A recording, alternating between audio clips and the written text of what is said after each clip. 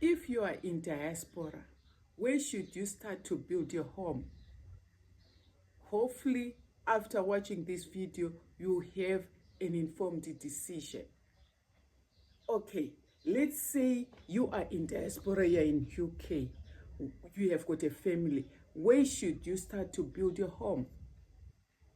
Should you start to build it in the urban area where you came from, or in the rural areas, not specifically in the village, but maybe in the township or at the growth point? Or should you start to build where you are?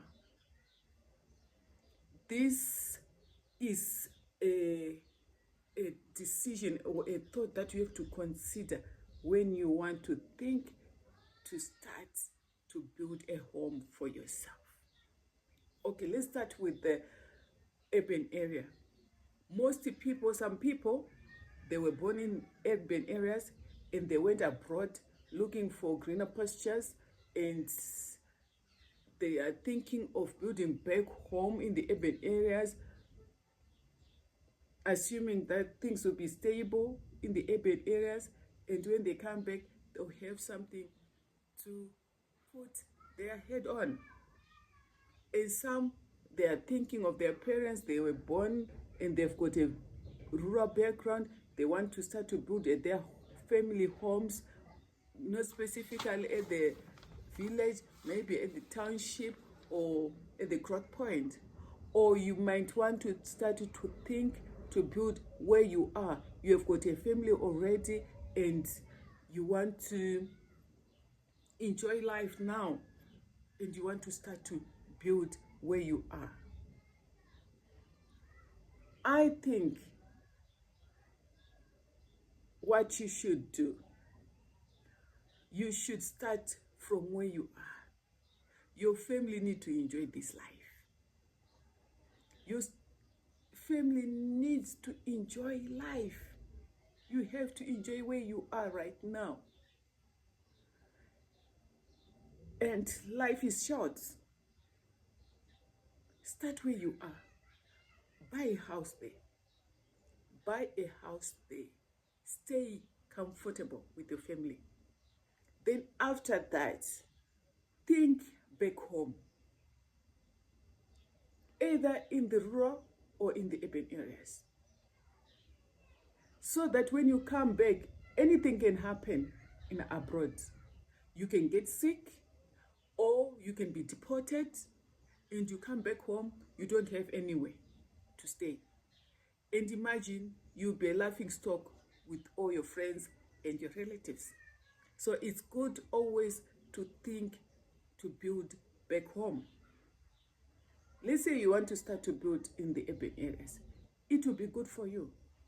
Either in the rural areas, it will be good as well for you. So in this video, I want to take you through the easiest way that you can build a house in either rural or urban areas.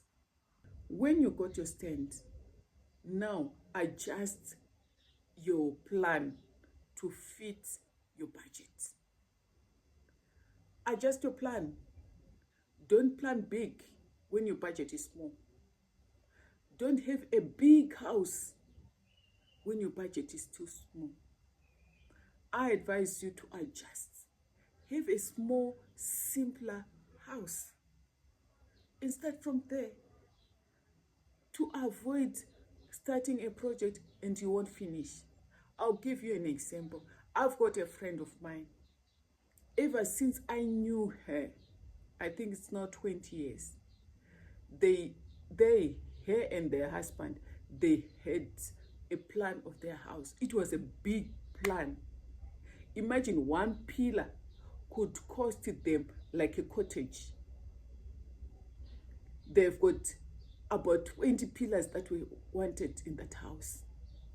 Imagine from that time, 20 years, they haven't even started building their house. What's that? 20 years, you're still building one house.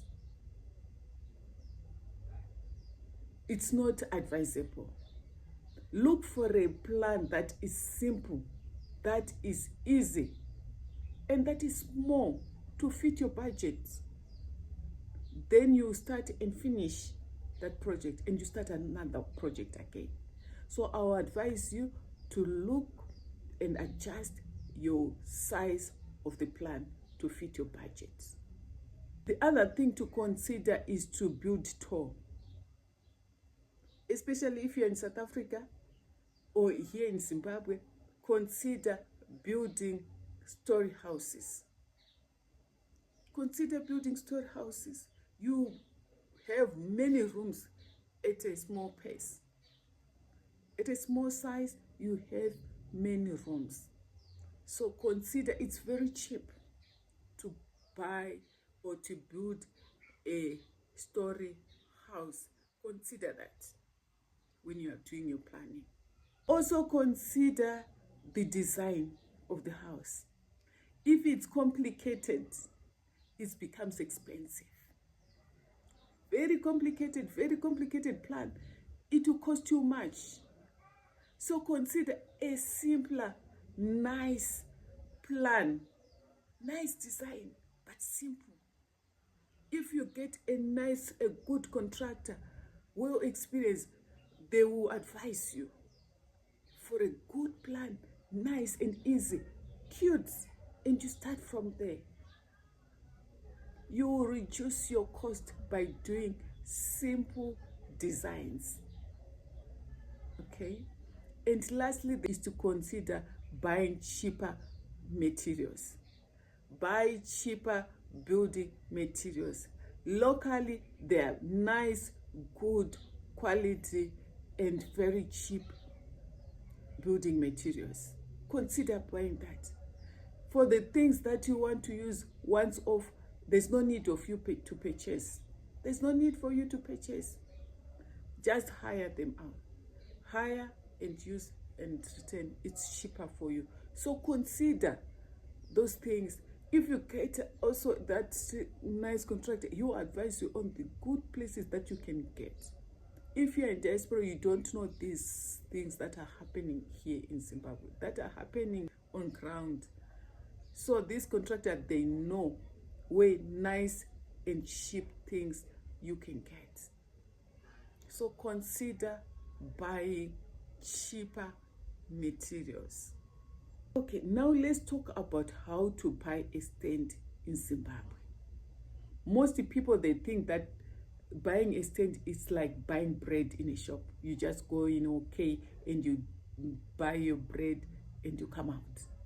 It's not all that easy when buying a stand. Maybe it's similar to buying a car, but buying a stand is much complicated. My advice when you are thinking of buying a stand in Zimbabwe, don't rush. Take your time to look for a stand. Consider the following when you are buying your stand in Zimbabwe. And also, some people may consider buying a house than buying a stand. What are the pros and cons of either buying a house or buying a stand? You might think, is it not better to buy a house that is developed already? Or should I buy a stand and start to build? Everything is good. If you have got time to build, it's good to buy a stand. But if you don't have time, you can buy a house that is developed already. Yes, to buy a stand, it's cheaper than to buy a house that is built already. You can spend double by buying a house that is built already. So most people, they prefer to buy a stand and build their own house there with their own plans. That's other. Let's say now you want to build a house starting from the stand. You want to build a stand. How do you buy your stand? How do you buy your stand in Zimbabwe? How are you buying it? I advise you not to rush when you want to buy a stand. A lot of people are crying, are falling in the wrong hands when buying a stand in Zimbabwe. There are a lot of crooks, a lot of land barons that are selling stands to many people, one stand to many people. So there are a lot of people who are crying because of this. So you have to consider some things when you want to buy a stand. Before you cry, consider the following. Number one, what are you looking forward to? Why are you buying that stand for? Why are you buying it? What do you want to do with that stand? Do you want a plot? Do you want farming? Do you want to for a residential space? Which location are you looking forward to? What size of the house are you looking forward to? Which suburb? If it's in urban areas, which suburb, which town are you looking for? Because buying a stand would depend with the area. Number two, when you discover the location that you are looking forward to, go to the city council if it's controlled by the city council. Go to the city council. This will save you a lot. Don't approach those guys from Facebook and WhatsApps. Some of them, they are good, but most of them, they will leave you crying. Don't respond to WhatsApp or Facebook people. Go to city council first. Even if to those city council, you have to be careful who you are dealing with. Otherwise, you are going to cry again. So you have to be very careful when you reach to the city council. Now you have got the stand that you are allocated to. Was it for someone? Is it for the city council that they have developed? Who is the owner of that stand that you want to buy? Who is the owner? Are you the first buyer of that stand? This is the first thing that you have to consider. Are you going to have title deeds? How far with the title deeds? Everything should be clear with you before you buy. Everything. Everything should be sorted before you lose your money. Also, number two, the financial plan. What the financial plan do you have? Do you have money already? Or you want a mortgage, or you have got other sources that you are looking forward to? What plan do we have for building the house? What's the financial plan do you have? Do you have the money already, or you are planning to have the money? These are two things that are important when you want to start to buy a stand.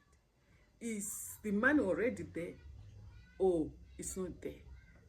And also the location, the size of the house that you are looking for. With that, you are ready to go. There are some good registered agencies, professional agencies that you can consider approaching. Beside the city councils, there are some places that are controlled by agencies. So find out about the agencies that are responsible for that place. Go to their offices. Don't meet them in town, in a cafe. Meet them at their offices so that you know exactly where they are. And you talk and you discuss, and they will take you to the place that you are looking for. You will discuss with them the size that you want, the place, the location, and they will give you the variety of places or residents or stands that they have, and they will show you, then you buy. This is the best way to go to avoid a lot of hassles when buying a house, when buying a stand in Zimbabwe. Hopefully this information have given you an insight of how you can go about it.